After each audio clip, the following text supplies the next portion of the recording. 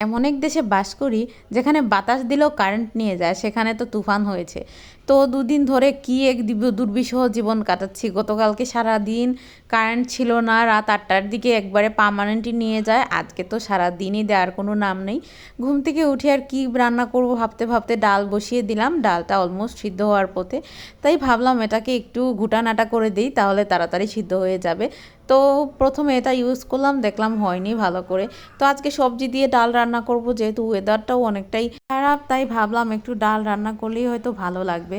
তো আমি সবজি নিয়ে নিলাম। সবজির মধ্যে ছিল ফুলকপি, গাজর, টমেটো আর আমও ইউজ করবো এর সাথে। তো প্রথমে ডালটা সিদ্ধ হয়ে গেলে তার মধ্যে সবজিটা দিব, যেহেতু সবজি বেশিক্ষণ লাগবে না।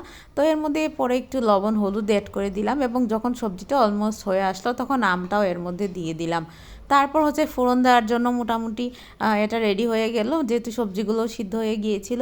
তো আমি একটু ডিফারেন্টভাবেই যদি আম দিয়ে রান্না করি বা সবজি দিয়ে রান্না করি, তখন ডিফারেন্টভাবেই ফোড়ন দিই। প্রথমে একটু পাঁচ ফোড়ন দিয়ে তার মধ্যে পেঁয়াজ রসুন দিয়ে দিলাম। ডাল রান্না করলে এটা একটু টক টক হয়, আবার খেতে খুবই সুস্বাদু লাগে। যেহেতু এখন আমগুলো আর একদম বেশি টক নেই, মিষ্টি আম বলতে গেলে। ডাল যখন ফোড়ন দিই তখন পেঁয়াজ রসুনটা খুব ভালো করে একটু ভাজি, তা না হলে পেঁয়াজ রসুনে একটা কাঁচা গন্ধ থাকে। তো ভাজা গন্ধটা ডালের মধ্যে খুব অসাধারণ লাগে, তাই একদম লাল করে ভাজলাম। ভাজার পরে যখন এটা একদম লাল লাল হয়ে গেল, তখন এর মধ্যে আমি ডালটা দিয়ে দিলাম। তো এরকম আমি রান্না করি, দেখুন কতটা সুন্দর হয়েছে। আমগুলো খুব একটা সেদ্ধ করিনি, যেহেতু মোটামুটি কাঁচা পাকা আম বলতে গেলে, এগুলো খেতে অনেকটাই মিষ্টি হয়ে গিয়েছিল। আমার ডালটা হয়ে গেল, এখন আমি একটু সময় এটাকে চুলার মধ্যে রেখে একটু জাল করে তারপর নামিয়ে নিব, যাতে ফোড়নের গন্ধটা একটু থাকে। এদিকে দেখুন, গতকাল রাত 8টার দিকে কারেন্ট নিয়েছিল, এখনও পর্যন্ত কোনো খবর নেই কারেন্ট দেওয়ার। এখন বেলা বাজে 11টা। আমি আজকে অনেক সকাল সকাল ঘুম থেকে উঠেই রান্নাটা শেষ করে নিয়েছি, যেহেতু একদিকে পেজের কাজটাও করতে পারছি না, অন্যদিকে হচ্ছে কেমন একটা মন খারাপ লাগছে, কারণ পেজে 1-2 ঘন্টা না থাকলেই অনেক কিছু হয়ে যায়। এর মধ্যে একটা দিন আমি পেজে নেই।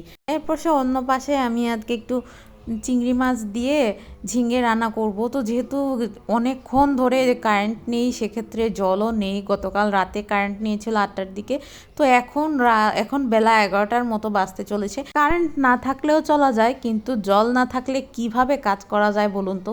তাই রাত্রে থেকে এখন পর্যন্ত অনেকগুলো বাসনও জমে আছে, সেজন্য হচ্ছে আজকে আলাদাভাবে আর ফোড়ন না দিয়ে একই পাত্রের মধ্যে একটু সাইড করে তেল দিয়ে এর মধ্যে পেঁয়াজ কাঁচামরিচ দিয়ে ফোড়ন দিয়ে দিলাম।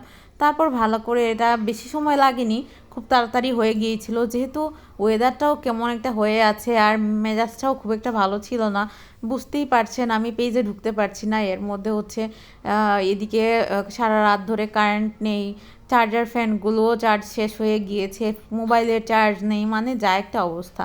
তো এদিকে এটা হয়ে গিয়েছিল। অন্য পাশে আমি একটু তরকারি রান্না করব। তো আজকে তরকারিটা একটু রান্না করব হচ্ছে কাঁচকলা ফুলকপি দিয়ে। তো কাঁচকলা তো জানেনই আপনারা একটু কালো কালো হয়ে যায়, তো এটা একটু হলুদ এবং লবণ দিয়ে আগে একটু ভাপিয়ে নিলে তরকারিটা অনেক সুন্দর হয়। ভাপিয়ে নেওয়ার পর এর মধ্যে ফোড়ন দিয়ে দিব। তো প্রথমে একটু গোটা জিরে দিয়ে দিলাম, এর মধ্যে একটু পেঁয়াজ দিয়ে হলুদ লবণ দিয়ে দিলাম। যেহেতু মেয়ের জন্য রান্না করবো একসাথে, তাই কাঁচামরিচটা পরে অ্যাড করব। তো মোটামুটি যেহেতু আগেই সিদ্ধ করা ছিল সবজি, বেশি সময় লাগেনি, আর একটু তাড়াতাড়ি করে রান্না করছি। অনেক সকালবেলা ঘুম থেকে উঠে গিয়েছি, একদমই ভালো লাগছে না, কেমন একটা মন খারাপ লাগছে, শরীরটাও ভালো লাগছে না। আসলে রাতের ঘুম ভালো না হলে দিনটাও খারাপ যায়। আজকে অনেক ভোরে ঘুম থেকে উঠে গিয়েছি, যেহেতু ইলেকট্রিসিটি নেই। আমরা তো মানুষ, তাই দীর্ঘদিনের অভ্যস্ত জীবনটা থেকে হুট করে একদিন যদি অন্যরকম হয়ে যায়, ভালো লাগে না। তো যাই হোক, আমার তরকারিটা অলমোস্ট হয়ে গিয়েছে, জল দিয়ে মাছগুলো আস্তে আস্তে দিয়ে দিব। তো এভাবে করেই আর কি আজকের তাড়াতাড়ি করে রান্নাটা শেষ করে নিলাম। তো আজকে আর কোনো কিছু রান্না করব না, সকালবেলা সব কিছু ঝামেলা শেষ করে নিলাম। সারাদিন কখন কারেন্ট আসবে, কখন জল আসবে, সেই অপেক্ষায় বসে থাকলে আসলে রান্নাটাই করা হবে না। তাই ভাবলাম সকালবেলায় সব গুছিয়ে ফেলি, তারপর আর যেই ভাবা সেই কাজ। মোটামুটি সব কিছু গুছিয়ে নিয়েছি। তো আজকে ব্লগটাও কিছু এলোমেলো, আপনারা কাইন্ডলি একটু ম্যানেজ করে নেবেন আর কি। আর বড় ভিডিওগুলো এমনিতেও খুব একটা ভিউ হয় না। আর কালকে থেকে একদম ফেসবুকে ঢুকতে পারছি না, আমার পেজ না জানি কি হচ্ছে।